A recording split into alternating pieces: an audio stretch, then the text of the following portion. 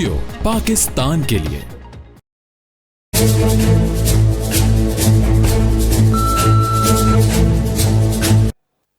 अस्सलाम वालेकुम नाज़रीन, प्रोग्राम ब्रेकिंग व्यूज के साथ मैं हूं आपका मेजबान अरसलान नईम। आज वफाकी काबीना के इजलास के दौरान मौजूदा वफाक में विराजमान हुकूमत पाकिस्तान तहरीक इंसाफ और उनके अहम इत्तेहादी काफ लीग के दरमियान तलख कलामी और इस तरह की जराये के मुताबिक इत्तलात सामने आई है कि दोनों के दरमियान गर्मा गर्मी और तलख जुमलों का तबादला भी हुआ है। अब यहाँ पर यह सवाल वाज़ेह होता है कि बिलाखिर ऐसी सूरत हाल पैदा क्यों हुई। इस तमाम तर मामले को हमने जब इसकी गहराई में रोशनी डाली, इस हवाले से हमने मालूमात करना चाहिए, तो हमें पता चला कि काफ लीग ने बाज़ाब्ता तौर पर वफाकी हुकूमत से नाराजगी का इजहार कर दिया और इस हवाले से किसी भी किस्म की कानून साजी में साथ न देने का भी फैसला किया है। इस हवाले से इन पार्टियों का जो है वो मुशावरती इजलास भी जारी है। इस हवाले से हमने मजीद जब जानने की कोशिश की, वफाकी काबीना के इजलास में वज़ीर आज़म इमरान खान ने काफ लीग के रहनुमा तारिक बशीर चीमा से सवाल किया कि बिलाखिर आपके मुतालबात हैं क्या। जिस पर जवाब में तारिक बशीर चीमा साहब का कहना था कि हमारे मुतालबात आपको यहाँ नहीं बता सकते, आपसे एक अलहदा मुलाकात होगी जिसमें वाज़ेह तौर पर हम आपको अपने मुतालबात और तहफ़्फ़ुज़ात से आगाह करेंगे। अगर हमारे तहफ़्फ़ुज़ात और मुतालबात को तस्लीम नहीं किया गया तो किसी भी किस्म की कानून साजी का फिर हम हिस्सा क्यों बने, हुकूमती बिजनेस का हिस्सा क्यों बने। इस हवाले से सवाल यहाँ पर यह पैदा होता है कि अब हुकूमत के लिए इनके इत्तेहादियों की जानिब से कितनी ज़्यादा मुश्किलात पैदा हो सकती हैं, कितने ज़्यादा हालात जो है वो मुश्किलात पैदा कर सकते हैं इस तरह की सूरत हाल। क्योंकि बजट से कुछ ही वक्त कबल इस तरह की सूरत हाल सामने आना कि इजलास के दौरान मुतालबात को मनवाने के लिए बाकायदा तौर पर एक प्रेशर डेवलप करना, कितनी ज़्यादा मुश्किलात पैदा हो सकती हैं बजट मंजूरी में PTI हुकूमत के लिए। और इस हवाले से हमने देखा कि वज़ीर आज़म ने गवर्नर पंजाब चौधरी सरवर को बाज़ाब्ता तौर पर ये टास्क दे दिया है कि वो बजट मंजूरी जो है वो उसको मुमकिन बनाए। इस हवाले से उन्होंने अशाइया भी रखा है जिसमें तमाम तर इत्तेहादी जमातों को मदऊ भी किया जाएगा। लेकिन चौधरी सरवर का ये कहना है कि बाज़ाब्ता तौर पर अशाइया में तमाम जमातें और तमाम इत्तेहादी शिरकत करेंगे और काफ लीग की जानिब से भी बजट मंजूरी में हुकूमत का साथ दिया जाएगा। लेकिन इस तरह के तहफ़्फ़ुज़ात का इजहार होना काफ़ी ज़्यादा सवालात जो है वो पैदा करता है। अब क्या वाकई काफ लीग जो है वो हुकूमत से रूठ गई है, क्योंकि वफाक में काफ लीग ने ही पाकिस्तान तहरीक इंसाफ की हुकूमत को एक अहम सहारा दिया हुआ है और इसके साथ साथ उनके अहम इत्तेहादी भी हैं। इस हवाले से तफसीली गुफ्तगू भी करेंगे, जानेंगे कि बिलाखिर काफ लीग के कौन से पसे पर्दा मुतालबात हैं जो कि वो सबके सामने इजलास के दौरान नहीं बता सकते। वज़ीर आज़म से उसके लिए अलहदा मुलाकात इनके लिए इंतहाई ज़रूरी हो चुकी है और अगर ये मुतालबात नहीं माने जाते तो हुकूमत के लिए आने वाले दिनों में कितनी मुश्किलात पैदा हो सकती हैं बजट मंजूरी के हवाले से भी, और उसके बाद भी हुकूमत के लिए अगर वो इत्तेहादी नहीं रहते हैं तो कितना ज़्यादा मुश्किल वक्त होगा। पहले ही हुकूमत की जो पार्टी है उसके अंदर ही ग्रुपबंदी के बाद काफ़ी ज़्यादा सूरत हाल और सवालात जो है वो जन्म ले रहे हैं। इस हवाले से तफसीली गुफ्तगू करेंगे। हमारे साथ मौजूद होंगे सियालकोट से बैरिस्टर वक़ास अब्रेज़ खान, उनसे तफसीली तौर पर गुफ्तगू करेंगे। इस हवाले से उनसे पूछेंगे, उनका ज़ाहिर काफ़ी गहरा नज़रिया होता है, काफ़ी ज़्यादा वो सियासी मामलात को देखते हैं, माहिर कानून है। हाँ, तो उनसे भी तफसीली गुफ्तगू करेंगे, इस हवाले से जानने की कोशिश करेंगे। क्योंकि देखें, बजट की मंजूरी, बजट से ही जो है वो आवाम की तमाम तर उम्मीदें वाबस्ता हैं। आवाम के जो बुनियादी मसाइल हैं वो जाहिर बात है तमाम तर जो सूरत हाल है, महंगाई की शरह में मुसलसल इजाफा है, बिजली की लोड शेडिंग जो है वो दिन ब दिन बढ़ती चली जा रही है और इसके साथ साथ आप ये देखें कि जो अशियाए खुर्दनोश की कीमतें उसमें मुसलसल इजाफा होता जा रहा है। तहरीक इंसाफ की हुकूमत जब बरसर इक़्तिदार आई थी तो उस दौरान हमने देखा था कि महंगाई की शरह कुछ बढ़ी थी, लेकिन इतनी ज़्यादा जो अशिया खुर्दनोश जो है वो लोगों की क़ुव्वत ख़रीद से बाहर नहीं थी। लेकिन उसके बाद हमने देखा कि जो ही एक साल मुकम्मल हुआ मुसलसल चीज़ों में इजाफा होता चला गया। पेट्रोल की जो कीमतें हैं वो बढ़ती चली गई, फिर जहाँ पेट्रोल की कीमतें बढ़ती हैं उसके बाद तमाम तर चीज़ों पर जो है उसके असरात मुरतब होते हैं। वो कीमतें बढ़ना जो है वो तमाम तर चीज़ों पर उसके असरात नुमाया होने लगते हैं और हर चीज़ में इजाफा होता चला जाता है। बारहा जब पेट्रोल की कीमतों में अगर कुछ कमी कर भी दी जाए, लेकिन जिन चीज़ों की कीमतों में एक मरतबा इजाफा कर दी जाए उसके बाद बाकायदा तौर पर उनकी कीमतें उस नहज पर नहीं आती जो कि पहले थी। फिर इसके साथ साथ आप ये देखें कि बिजली की जो टैरिफ हैं उसमें मुसलसल इजाफा किया जा रहा है। फी यूनिट 300 से ज़ायद यूनिट इस्तेमाल करने वाले या 600 से ज़ायद यूनिट इस्तेमाल करने वाले, उसके बाद वो बिल डबल और ट्रिपल की सूरत इख्तियार कर जाता है। लेकिन आवाम की जो बुनियादी मसाइल हैं वो उन्हीं से बाहर नहीं आ पाते। अगर बजट सर्वे भी इस हवाले से किया जाए तो काफ़ी तर लोग जो है वो GDP की ब्लॉक से ही वाकिफ नहीं कि नाम किसका है। और इसके साथ साथ हम देखते हैं कि महंगाई की शरह में 10.9% जो है वो 21 में बाज़ाब्ता तौर पर आदाद शुमार के मुताबिक इजाफा हुआ है, जो कि एक बुलंद तरीन सतह है महंगाई की, और आम आदमी के लिए जो है वो 2 वक्त की रोटी का उसूल बिल्कुल नामुमकिन हो चुका है। बेरोजगारी की शरह जो है वो इस साल भी जो आज वजीर खजाना शौकत तरीन की जानिब से बाज़ाब्ता तौर पर इख्तिसादी सर्वे जारी किया गया है, जिससे 97% जो अवाम है वो नावाकिफ है।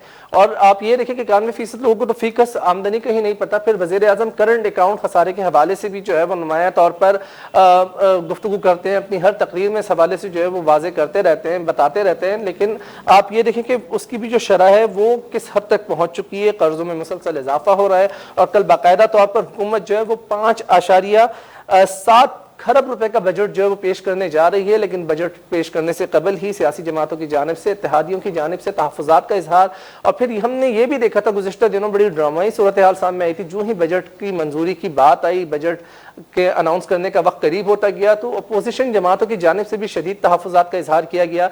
चेयरमैन पीपल्स पार्टी बिलावल भुट्टो ज़रदारी की जानिब से भी बजट को जो है वो मंजूर न करने की ठान ली गई। उन्होंने कहा कि बजट को मंजूर नहीं होने देंगे, ये अवाम दुश्मन नहीं, ये अवाम दोस्त नहीं, ये अवाम दुश्मन बजट है। जबकि हुकूमत की जानिब से ये दावा किया जा रहा है कि ये अवाम दोस्त बजट है, और यकीनी तौर पर तमाम चीज़ों में जो है वो नुमाया तफरीक नजर आएगी, फर्क नजर आएगा कि वाज़े तौर पर कमी हुई है। अब आम आदमी इस बजट से कितना ज्यादा मुस्तफीद हो सकेगा, बुनियादी तौर पर यहाँ ये सवाल जन्म लेता है। और इसके साथ साथ देखना हमें यह भी है कि तमाम तर अशिया खुर्दनोश की कीमतों में किस हद तक कमी होगी। और इसके साथ साथ एक सबसे बड़ा सवाल यहाँ पर यह भी पैदा होता है कि ये IMF की जानिब से जो है कितना ज्यादा इसमें अमलो दखल है, कितनी ज्यादा जो है वो तमाम तर सूरत हाल है। क्या बजट से जो है वो आम आदमी वाकई मुस्तफीद हो पाएगा? IMF का जो है वो अमलो दखल इसमें नहीं होगा, जो उनकी सख्त तरीन शराइत हैं, जिसकी बिना पर जो है वो ज़ाहिर तमाम तर बजट जो है वो IMF को ही तैयार किया गया। और इस हवाले से हुकूमत भी वाज़ेह कर चुकी है कि तनख्वाहदार तबके पर किसी भी किस्म का वो टैक्स लागू नहीं करेंगे, मजीद उनके लिए मुश्किलात पैदा नहीं की जाएंगी। लेकिन हमने गुज़िश्ता सालों में भी ये देखा था, 2 बजटों में खातिर ख्वाह अवाम के लिए कोई ऐसी रहनुमाई उनकी नहीं की गई थी कि बाज़ाब्ता तौर पर उनकी जो है वो तनख्वाहों में इजाफा किया गया। उस हवाले से हमने देखा था कि सरकारी मुलाजमीन की जानिब से भी शदीद तहफ़्फ़ुज़ात का इजहार किया जा रहा था। और अब इत्तेहादियों की ही जानिब से मुतालबात की तस्लीम करना, ऐसे मौके पर जो है वो मुतालबा जोर पकड़ता जा रहा है। और वफाकी काबीना के इजलास में तमाम तर सूरत हाल इस पर तफसीली आज गुफ्तगू करेंगे। हमारे साथ गेस्ट मौजूद होंगे, उनसे भी जानेंगे उनका मौक़िफ़ कि वो क्या कहना चाहेंगे इस तमाम तर मामले को, वो किस तनाजुर में देखते हैं और सूरत हाल क्या होगी, कल क्या होने जा रहा है, बजट मंजूर हो सकेगा नहीं हो सकेगा, वफाकी हुकूमत के लिए कितनी ज़्यादा मुश्किलात जन्म देंगी, इस हवाले से हम गुफ्तगू करेंगे। अगर हमारे साथ गेस्ट मौजूद हों तो सियालकोट से हमारे साथ मौजूद होंगे वकास अब्रेज़ खान साहब, बैरिस्टर वकास। उनसे जानेंगे कि काफ लीग किस तमाम तर मामले को वो किस तनाजुर में देखते हैं, किस तरीके की ये सूरत हाल। ठीक है, तो उनसे हम जानेंगे। बैरिस्टर साहब गालिबन हमारे पास लाइन पर मौजूद हैं। सर अस्सलाम वालेकुम। जी बैरिस्टर वकास अब्रेज़ खान साहब, आप सुन सकते हैं मुझे? जी साहब। जी सर, बहुत बहुत शुक्रिया, thank you very much for joining. Sir, budget से मंजूरी से कबल ही वफाकी काबीना के इजलास में हुकूमत के अहम इत्तेहादियों की जानिब से इस तरह का मुतालबा कि जी हमारे मुतालबात तस्लीम नहीं हो रहे तो हम कानून साजी का हिस्सा क्यों बने, आप क्या समझते हैं काफ लीग हुकूमत से रूठ गई है?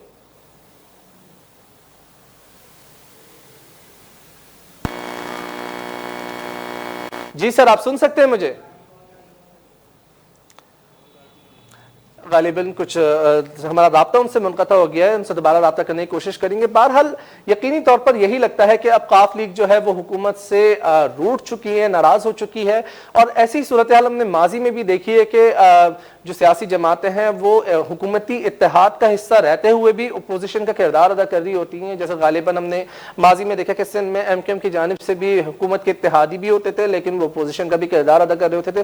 तो काफ लीग भी किसी हद तक उसी तरह के जो है वो एक ट्रैक पर चल पड़ी है। नुमाया तौर पर यही नजर आता है। वकास, बैरिस्टर वकास साहब हमारे साथ एक मरतबा फिर मौजूद है। सर अस्सलाम वालेकुम।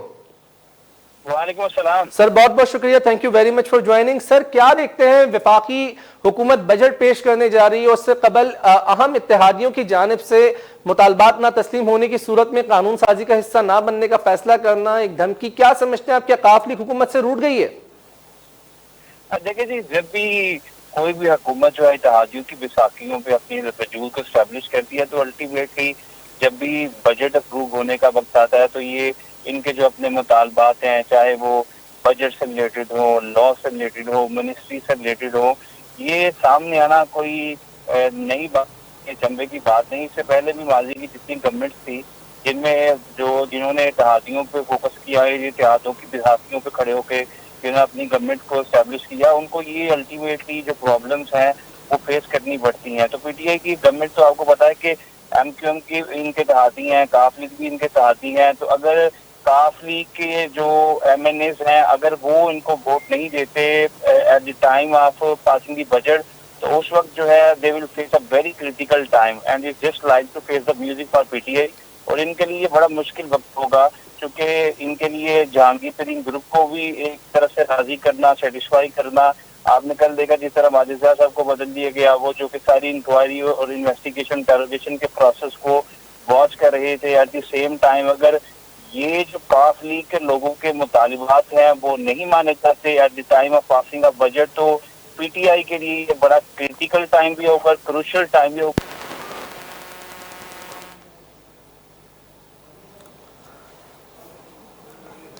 राब्ता हमारा एक मरतबा फिर गालिबन मुनक़ता हो गया, दोबारा उनसे राब्ता करने की कोशिश करेंगे। यकीनी तौर पर बैरिस्टर वक़ास अब्रेज़ खान साहब का भी यही कहना है कि हुकूमत के लिए काफ़ी ज़्यादा ये मुश्किल वक्त होगा और हम देख रहे हैं कि बजट मंजूरी से कबल इस तरह की सूरत हाल सामने आती हैं और सियासी जमातें जो है वो अपने मुतालबात और बिलखुसूस इत्तेहादी मनवाने के लिए इस तरह का जो रवैया है वो इख्तियार करते हैं। और इस हवाले से इनका ये भी कहना था कि बाज़ाब्ता तौर पर जहांगीर तरीन खान ग्रुप की जानिब से भी जो है वो हुकूमत को टफ टाइम भी जो है वो दिया जा सकता है इस हवाले से। और हम यही देखते हैं सूरत हाल जो है वो काफ़ी ज़्यादा मुश्किल हो जाएगी कल वफाकी हुकूमत के लिए, लेकिन नुमाया तौर पर तमाम तर चीज़ें जो है वो सामने आ जाएंगी कि आया बजट मंजूर होता है या हुकूमत के अपने ही इत्तेहादी और अपने ही जो है वो आशियाने पर बिजलियाँ गिराएंगे। तफसीली गुफ्तगू करेंगे इस हवाले से। प्रोग्राम में वक्त हुआ एक छोटे से ब्रेक का। Don't go anywhere, I will be right back after short commercial break. Stay tuned.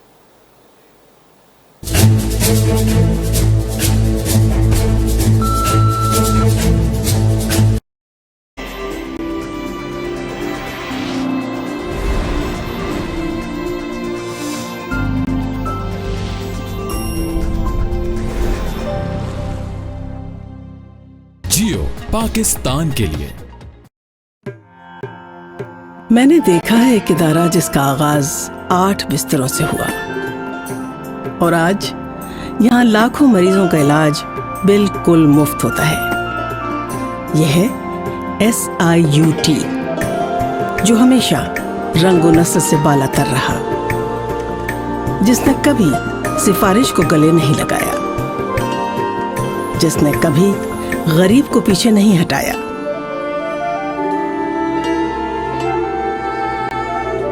जहां गुर्दे, जिगर, कैंसर और दीगर अमराज का मुफ्त और बाइज्जत इलाज किया जाता है।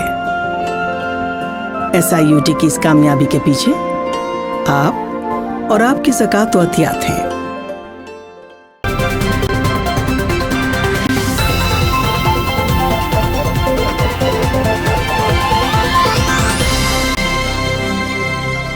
जियो पाकिस्तान के लिए।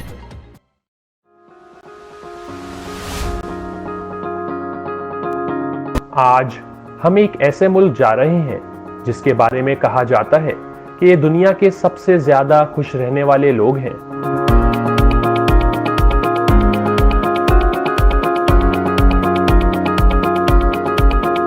अगर इसकी तारीख पर नजर दौड़ाई जाए तो यहां से 7500 साल पुरानी कश्ती दफूना कनियों के आसार मिले हैं।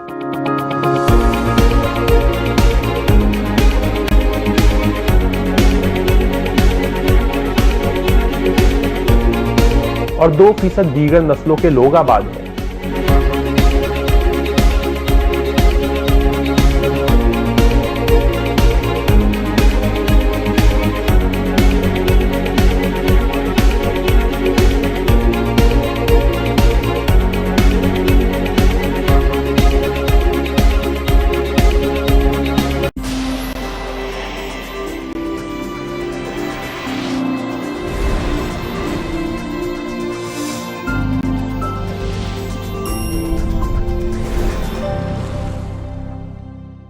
जियो पाकिस्तान के लिए। अवाम की खिदमत का जज्बा जो बन रहा है हर दर्द की दवा। सिंध में दिल के अमराज के इलाज के लिए आलमी मयार की सहूलियात।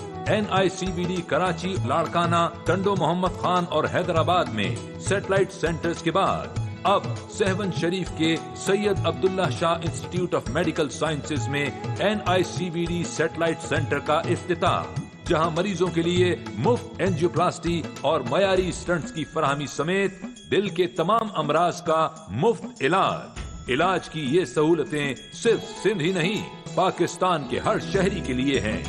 ये है सिंध, खिदमत में सबसे आगे।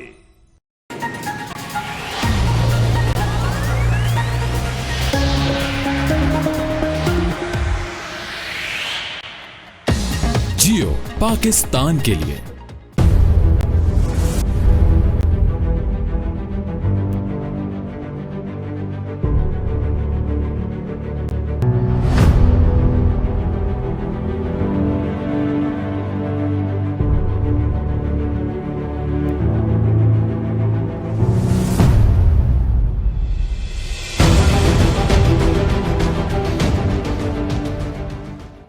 सिंध हुकूमत का मजदूरों की फलाह बहबूद के लिए इनकलाबी कदम। शहीद बेनजीर भुट्टो का मजदूरों से किया गया वादा हुआ पूरा। अब होगा हर मजदूर महफूज बेनजीर मजदूर कार्ड से। फैक्ट्री मुलाजिम हो या घरेलू मुलाजिम, तामीराती काम करने वाला मेहनत कश हो या हारी, होटल या किसी और जगह रोजाना उजरत पर काम करने वाला मजदूर, अब हर मेहनत कश हासिल कर सकता है बेनजीर मजदूर कार्ड। बेनजीर मजदूर कार्ड के जरिए मेहनत कश और उनके अहले खाना को तालीम और सेहत के साथ साथ वो तमाम सहूलियात फराम की जाएंगी जो पहले सिर्फ फैक्ट्री मुलाजिमीन को दी जाती थी। मजदूर खुशहाल, सिंध खुशहाल। सिंध खुशहाल, पाकिस्तान खुशहाल। सिंध खिदमत में सबसे आगे। सिंध एम्प्लॉइज सोशल सिक्योरिटी इंस्टीट्यूशन, महकमा मेहनत, हुकूमत सिंध।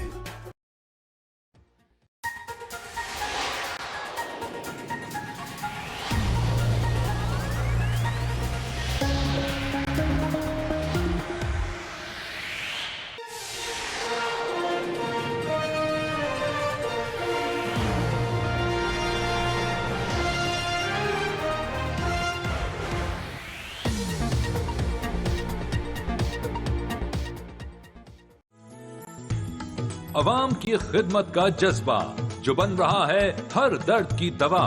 सिंध में दिल के अमराज के इलाज के लिए आलमी मयार की सहूलियात।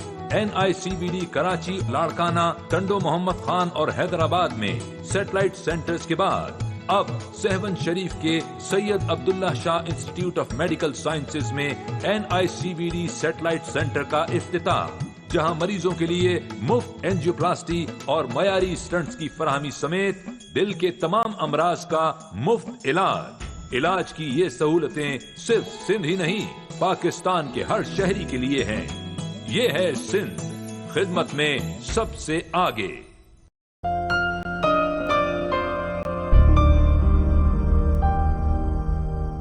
अल्लाह के हुजूर कसरत इस्तग़फ़ार का वक्त, दुखी इंसानियत के जख्मों पर मरहम रखने का वक्त। कोरोना की मोहलिक वबा में भी डॉक्टर AQ खान हॉस्पिटल में जानलेवा बीमारियों का मुफ्त इलाज जारी है। इस साल की ज़कात डॉक्टर AQ खान अस्पताल को दीजिए और एक नेकी इंसानियत के नाम पर कीजिए। कि बहुत सी उम्मीद भरी निगाहें आपकी मुंतज़िर हैं। आप अपनी ज़कात किसी भी बैंक में जमा कराएं। ऑनलाइन डोनेट करने के लिए हमारी वेबसाइट विजिट करें। कॉल करें 042 111 717171।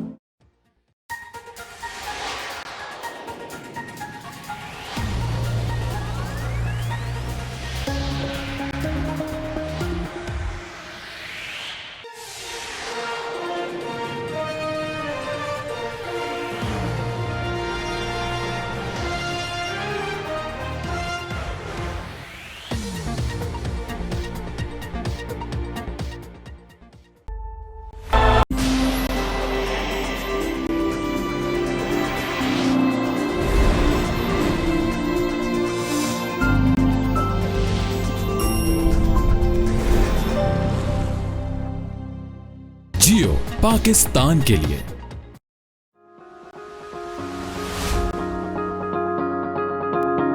आज हम एक ऐसे मुल्क जा रहे हैं जिसके बारे में कहा जाता है कि ये दुनिया के सबसे ज्यादा खुश रहने वाले लोग हैं।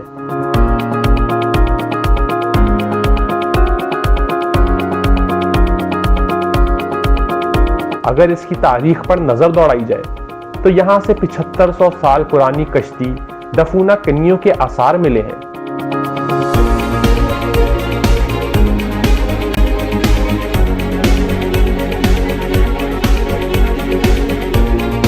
और 2% दीगर नस्लों के लोग आबाद हैं।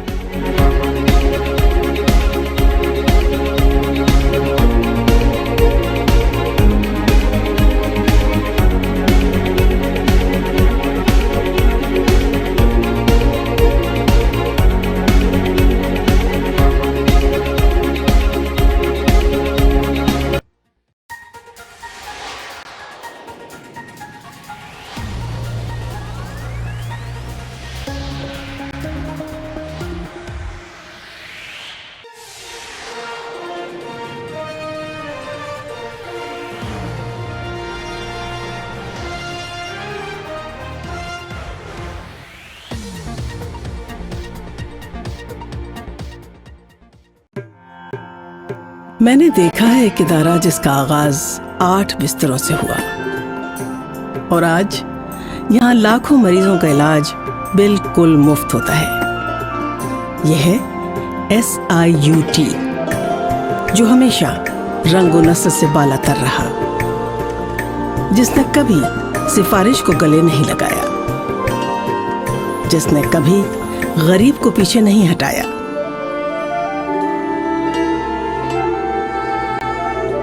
जहां गुर्दे, जिगर, कैंसर और दीगर अमराज का मुफ्त और बाइज्जत इलाज किया जाता है। SIUT की इस कामयाबी के पीछे आप और आपकी ज़कात व अतियात हैं।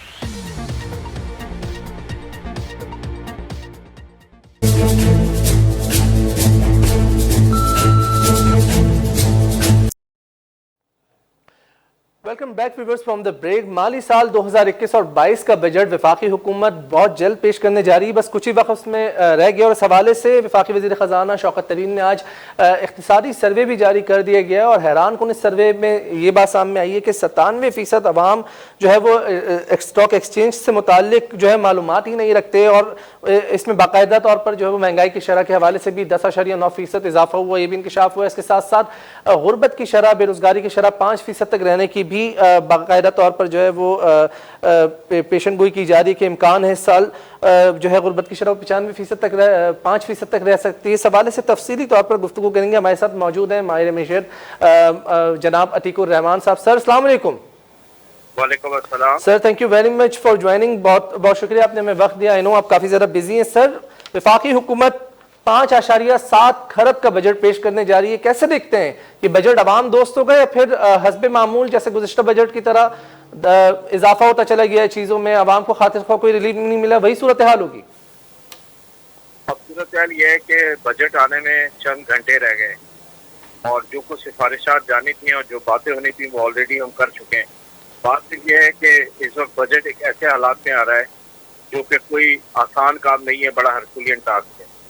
गवर्नमेंट को इकोनॉमिक और पॉलिटिकल चैलेंजेस हैं काफ़ी, और आवाम जो है वो inflation, load shedding, indirect taxes, higher electricity charges के बोझ तले दबी हुई है। IMF ने जो टारगेट किया है वो तकरीबन लगभग 6 ट्रिलियन रुपीस का है। गवर्नमेंट के पास अकाउंट फॉर है तकरीबन 5 ट्रिलियन का, 1 ट्रिलियन का शॉर्टफॉल है। गवर्नमेंट कहती है कि हम कोई नए टैक्सेस नहीं लगाएंगे और ना इलेक्ट्रिसिटी के चार्जेस आएंगे। सवाल पैदा होता है कि अगर आप नए टैक्सेस नहीं लगाएंगे, कोई इलेक्ट्रिसिटी के चार्जेस नहीं बढ़ाएंगे, तो ये 1 ट्रिलियन का जो शॉर्टफॉल है आप कैसे पूरा करेंगे? तो क्या इसके बाद कोई मिनी बजट आएंगे? और अगर मिनी बजट आएंगे तो क्या मिनी बजट में इलेक्ट्रिसिटी, पेट्रोलियम, गैस और तमाम रेट वगैरह फिर बढ़ेंगे? आवाम तो इस बात की मुतामिल नहीं हो सकती कि इन तमाम रेटों को मजीद बढ़ाया जाए। गवर्नमेंट को सजेशंस दी गई हैं कि वो अपने टैक्सेस को, ड्यूटीज को, टैक्स नेट्स को बढ़ाने में अपना किरदार तो अदा करें, लेकिन ऑलरेडी जो टैक्स हैं उनको ओवर बर्डन ना करें। आम आदमी इनडायरेक्ट टैक्सेस के बोझ तले दबाए, मजीद इनडायरेक्ट टैक्सेस ना बढ़ाएं। कोशिश करें कि अपने रेवेन्यू को एक्सपोर्ट्स के जरिए पूरा करें। एक्सपोर्ट्स के टारगेट पूरे हो सकते हैं। इस वक्त हमारी एक्सपोर्ट्स में थोड़ी सी हलचल हुई है और वो $24 बिलियन पे खड़ी है। उम्मीद की जाती है कि इसको बढ़ाकर कोई 30-40 बिलियन डॉलर पे ले आएंगे। सबसे बड़ी खुशाइन बात यह है कि हमारे रेमिटेंसेस $28 बिलियन टच कर चुके हैं और में ऑलरेडी हमारे पास $1.3 बिलियन आ गया है। हम देख रहे हैं हमारा करंट अकाउंट सरप्लस $607 मिलियन से सरप्लस है। बैलेंस ऑफ पेमेंट क्राइसिस भी नहीं है और ट्रेड डेफिसिट इस वक्त 28 बिलियन पे। इसका मतलब ये कि हमारी इंपोर्ट्स 48 बिलियन पे आ गई हैं, बढ़ गई हैं, बढ़ती जा रही हैं। किसी भी डेवलपिंग या ग्रोइंग इकोनॉमी में इंपोर्ट का बढ़ना कोई बहुत बड़ा गमज़दा बात नहीं है, बल्कि ये बताता है इस बात को कि कुछ इकोनॉमिक एक्टिविटी हो रही है। कुछ ना कुछ प्लांट एंड मशीनरी खरीदा जा रहा है, रॉ मटेरियल खरीदे जा रहे हैं। अच्छा अतीकुर रहमान साहब, ये बताइएगा कि बाज़ाब्ता तौर पर IMF की जानिब से बजट तैयार किया गया है, आप क्या समझते हैं आवाम को रिलीफ मिल सकेगा? क्योंकि आम आदमी तो इन तमाम तर जो आज इक़्तिसादी सर्वे पेश किया गया है वफाकी वज़ीर ख़ज़ाना शौकत तरीन की जानिब से, वो तो उन अहदाफ को समझने से कासिर है। एक आम आदमी के तो बुनियादी मसाइल बाज़ाब्ता तौर पर यही है कि उससे जो है वो बिजली मिले, पानी मिले। सर्वे आया है जी, वो बड़ा खुशाइंद है और बहुत अच्छी बातें उसमें की गई हैं। खास करके फाइनेंस मिनिस्टर साहब ने ये बात बहुत तज़किरतन की और कहा कि प्राइम मिनिस्टर की जो पॉलिसीज है, उनका जो विजन है, कंप्लीट लॉकडाउन नहीं होने की वजह उसने लाखों बल्कि मिलियन लोगों को जॉब लेस होने से बचा लिया है। इसके अलावा जो आपके रेमिटेंसेस के फिगर मैंने बताए और जो चीजें बताई, तो मैं ये कहना चाहता हूँ कि इन तमाम अच्छी बातों का एक अच्छा असर अवाम पे होना चाहिए।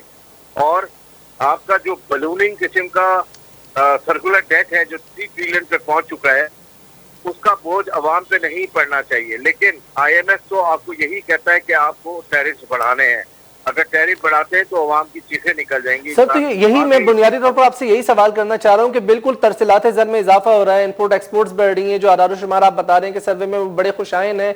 वज़ीर आज़म की जानिब से करंट अकाउंट खसारे के हवाले से भी जो है वो मुतादिद बयान सामने आते रहे कि चीज़ें बेहतर हो रही हैं, लेकिन आम आदमी की जिंदगी पर तो खातिर ख्वाह फर्क नहीं पड़ रहा ना। अब जिस तरीके से आपने बताया कि IMF की यही शर्त है कि जी आपने प्राइसेस इंक्रीज करनी है, आपने टैक्सेस लागू करने, सर तो आम आदमी इससे कितना मुतासिर होगा? IMF का तो काफी ज्यादा असर रसूख है और अमलो दखल है इस बजट में। आपकी आवाज मुझे बहुत दूर से आ रही है, कई पहाड़ों से बोल रहे हैं आप शायद।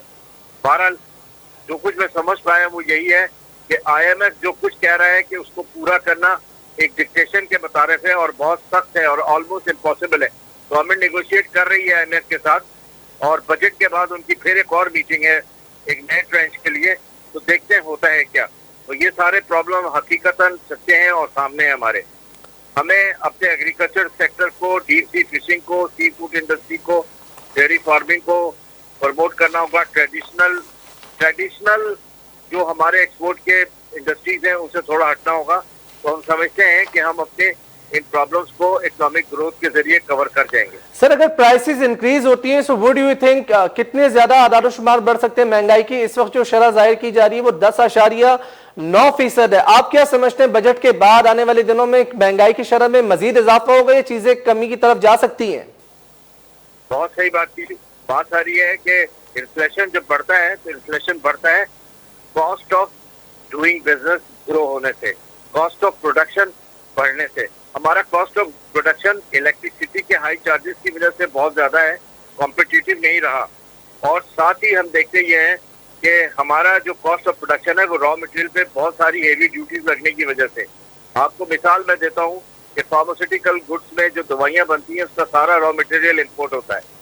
जब ये रॉ मटेरियल इम्पोर्ट होता है इस पर गवर्नमेंट ड्यूटीज भी लगाएगी तो इन ड्यूटीज की सबब से जो प्रोडक्शन आ रही है तो दवाई महंगी हो रही है।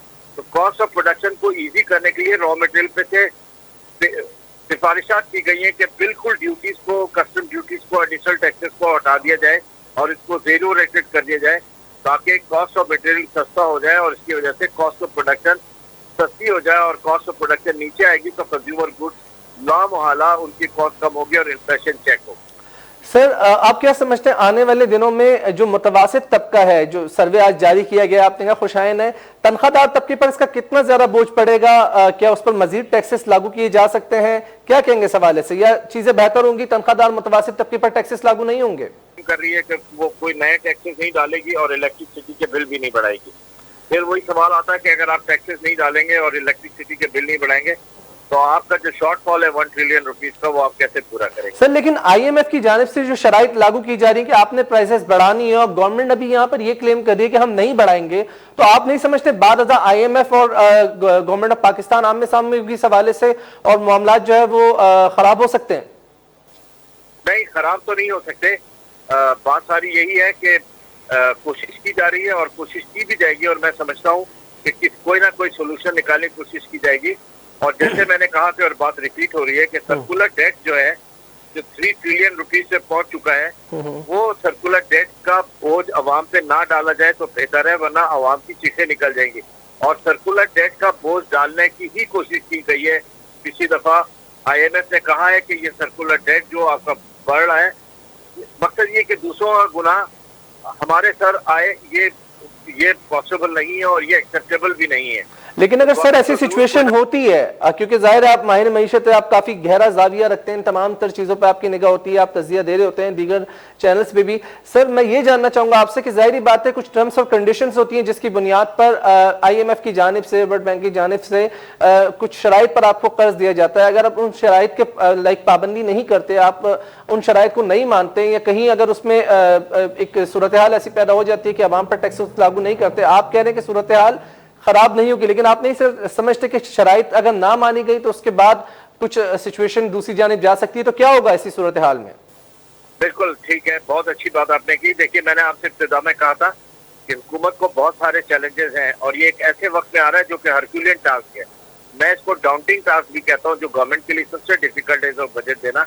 एक तरफ IMF है, एक तरफ अवाम है, एक तरफ महंगाई है और एक तरफ ये सारे प्रॉब्लम्स हैं जिनको हम टैक्सेस, डायरेक्ट और इनडायरेक्ट टैक्सेस कहते हैं। तो इन तमाम चैलेंजेस पे गवर्नमेंट नंबर आजमा है और ये बहुत ही डिफिकल्ट है इस वक्त कहना कि इन सब से कैसे ओवरकम किया जाता है। लेकिन बहरहाल फाइनेंस मिनिस्टर साहब काफी होपफुल हैं, ग्रोथ और सस्टेनेबिलिटी पे मुस्तकिल बात कर रहे हैं, लिहाजा उम्मीद की जाती है कि इकोनॉमिक और पॉलिटिकल चैलेंजेस गवर्नमेंट ओवरकम करने पे कामयाब हो जाएगी।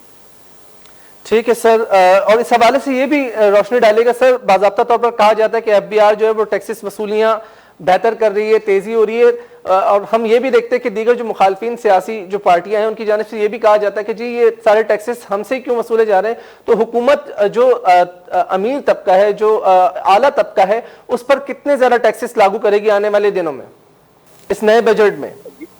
देखिए जो सिफारिशें गई है उसके तहत यही कहा गया है कि जो FEDs हैं, FEDs और जो दूसरे किस्म के टैक्सेस हैं, उन टैक्सेस की एक पूरी लिस्ट है। अगर हम अभी डिस्कस करते हैं तो बहुत लंबा हो जाएगा और मेरा वक्त हो रहा है दूसरे प्रोग्राम पे जाने का। जी। तो यही बात फिर सामने आती है कि जिस तरह से अभी आज इकोनॉमिक सर्वे आया है और उसमें कहा गया है कि इन तमाम चीजों को किसी न किसी तरह स्ट्रेस से निकालकर सस्टेनेबल इकोनॉमिक ग्रोथ की तरफ ले जाना है। तो आई थिंक ये जो टिपिकल क्वेश्चंस है हमारे जहन में, ये किसी न किसी तरह उन पर कुछ ना कुछ बात होगी। और आपका कहना कि किस पे टैक्स लगाना है, किस पे नहीं टैक्स लगाना है, किस पे कम करना है, तो तमाम सिफारिशात जा चुकी है और हमारा सिर्फ कहना यही है कि इनडायरेक्ट टैक्सेस की एक बड़ी लंबी लिस्ट है, उसको मजीद ना बढ़ाया जाए तो बेहतर है। सर लास्ट क्वेश्चन, आज जो सर्वे है उसके मुताबिक 97% जो अफराद हैं वो स्टॉक एक्सचेंज से मुतालिक मालूमात नहीं रखते हैं, नाला है, और इस हवाले से GDP के हवाले से भी जो है वो उनको पता ही नहीं कि एग्जैक्टली वो किस ब्लॉक का नाम है। आप नहीं समझते आवाम को तो इस हवाले से अवेयरनेस ही नहीं है, और जाहिर है जो अवामी नुमाइंदे हैं वो आवाम के लिए बजट बनाते हैं, वही इससे बाज़ाब्ता तौर पर मतलब वाकफियत नहीं रखते। सर तो क्या सूरत हाल होगी इन on last note whatever you want to say please?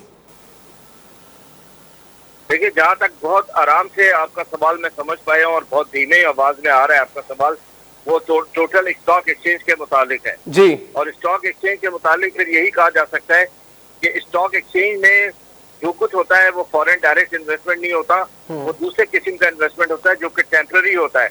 आपके पास खुशी आ गई तो आपकी स्टॉक एक्सचेंज बढ़ गई, आपका गम आ गया तो आपकी स्टॉक एक्सचेंज गिर गई, ठीक है ना। तो ये इसको बेस पॉइंट बनाकर मुल्क की तरक्की को सामने रखना, उन्होंने जरूर ये कहा है कि पाकिस्तान की स्टॉक एक्सचेंज ने काफी ग्रोथ दिखाई है और वो दुनिया की चौथी सबसे बड़ी स्टॉक एक्सचेंज बन के सामने आई है और best stock exchange in Asia है।